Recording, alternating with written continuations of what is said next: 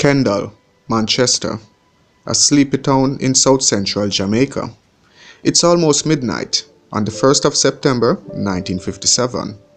The residents of the town are fast asleep, but in a few minutes, their lives will be changed forever. A passenger train traveling from Montego Bay, which is scheduled to make a stop at the Kendall station, is out of control. The operator tries to stop it, but the brakes don't work. The 1,600 passengers on the train are not aware of the tragedy that awaits them. As the train was approaching a bend in the tracks, the speed caused the coaches to sway. Then there was a horrific jolt, and the tremor likened to that of an earthquake.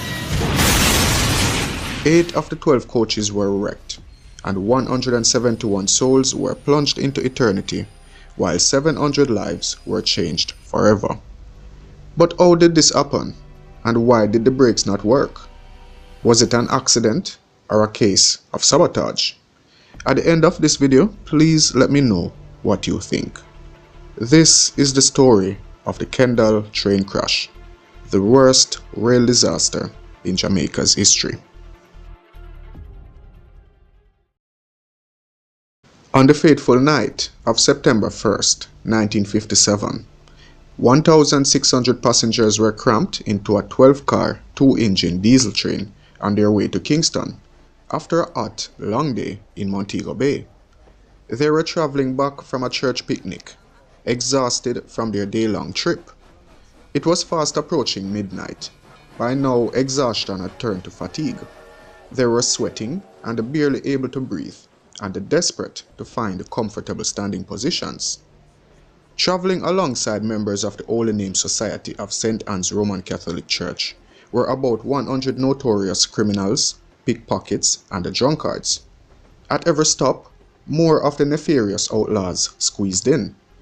Soon they began wreaking havoc, taking full advantage of the opportunity to commit crimes that the overcrowded train carriages presented to them. Passengers noticed how fast the train was speeding, but were most probably too exhausted and exasperated with the convicts to pay much attention. No one, not a single soul, could possibly anticipate what awaited them. Crammed into those overcrowded carriages were mothers, fathers, aunts, uncles, sisters and brothers, nieces, nephews, cousins, and grandparents.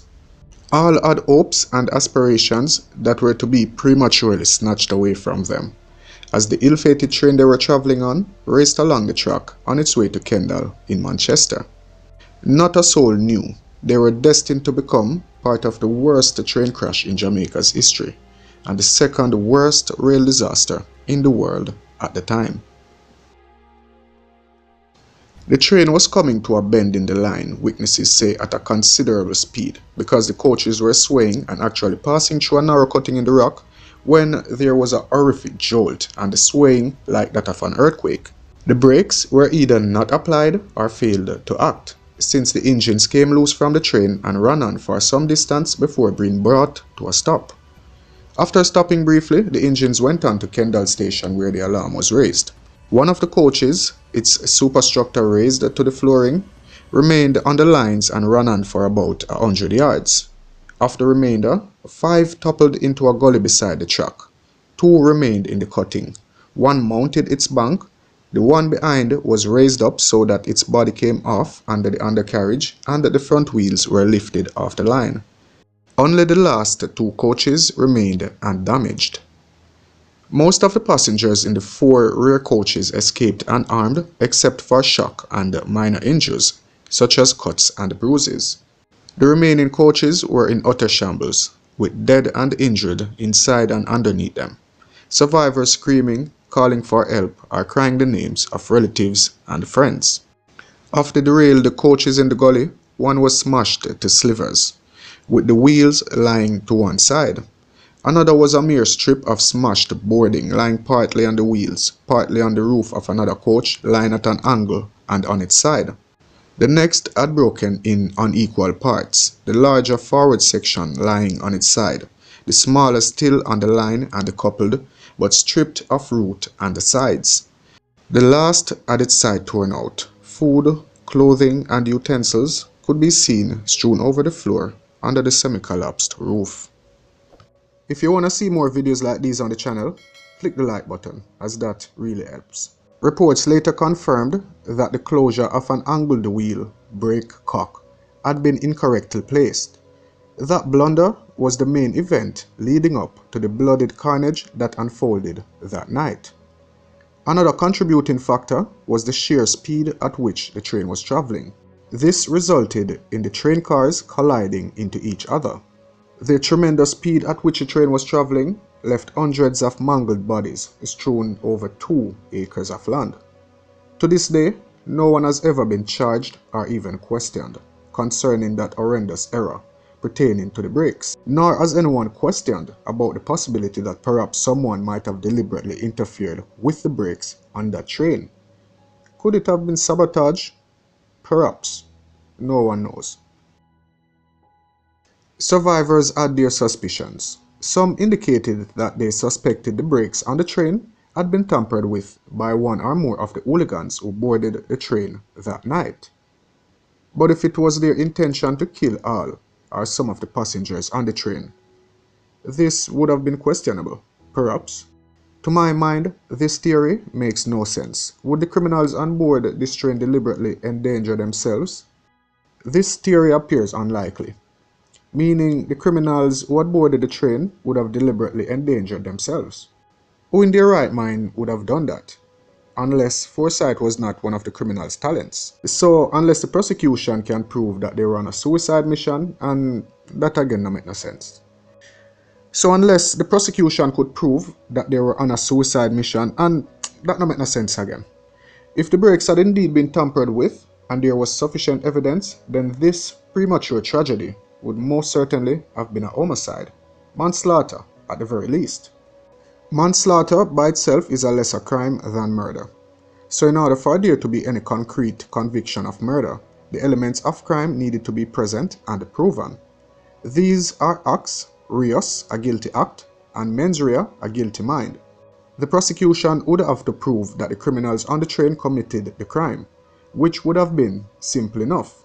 However, no criminal investigations were ever conducted. This disaster ended up being dubbed an accident. Yet this tragedy may well have been as a result of mischief or total negligence on the part of engineers. Nevertheless, the prosecuting counsel could have argued that it wasn't necessary to prove that the guilty party were aware that a crash would occur as a result of their action, and this would have been sufficient mens rea. Another aggravating factor may be the sheer number of people who died. The most straightforward way to get a conviction in this case, nevertheless, would be by charging them with manslaughter.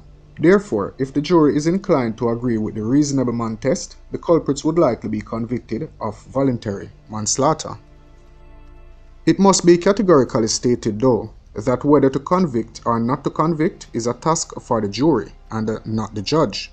According to Section 9 of the Offences Against the People's Act, the sentence for manslaughter conviction can be life imprisonment with or without hard labor. The sentence is meted out at the discretion of the court and in the interest of justice. In criminal law, the burden of proof is beyond a reasonable doubt. This means that the burden is on the prosecution to prove to the jury without a shadow of a doubt that the alleged wrongdoers are guilty of the crime. If the prosecution fails to do so, and there is doubt in the minds of the jury, then the jury must not convict the alleged wrongdoer. The role of the defense in a criminal case is to answer the case the prosecution presents, and to put forward a defense or rebuttal to the charges. Many among us may be of the opinion that justice was never served for the many that lost their lives in the carnage of September 19, 1957. It is quite possible, though, that the individual or individuals responsible may have perished on that fateful night. But is that justice? It is also likely that whoever was responsible for that terrible crime, if it was a crime and not accidental or worse, carelessness, may well have survived and continued to live a normal life or lives. There were no justice on the part of those who lost their lives, and perhaps no justice for those left behind to grieve the loss of their loved ones. Those responsible for killing hundreds of people never faced the consequences. So this case remains unsolved. Thank you for watching.